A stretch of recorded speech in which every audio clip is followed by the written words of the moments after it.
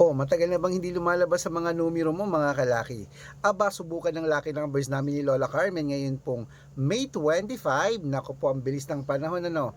Baka ikaw na ang susunod nating mapanalo. Baka ikaw na ang ating susunod na swerte sa ating mga numero. Okay? Itapon mo na mga lucky numbers mo. Papalitan natin yan ngayon sa mga alagaan mo. Pwede nyo pong kunin ang lucky numbers namin pag napanood nyo po dito sa Facebook. Kunin nyo po at ilaban nyo sa loob ng 3 araw ha. Pwede nyo po yung alagaan sa loob ng 3 araw. Ang lucky numbers po namin pwede sa STL, 2D Lotto, National Wedding, Lotto Pilipinas at Lotto Abroad. At hindi po namin ipinipilit yan na kung sino lang po ang may gusto. Okay? At syempre po, at sa mga gusto naman po magpaalaga ng mga numero nila sa mga laban nila sa Abroad at Pilipinas, pwede po kayong sumali sa private consultation namin. Araw-araw po may mga nananalo rito ha. Kasi po kami nagbibigay ng mga lucky numbers. Sinusumada ko ang birth month at birth year.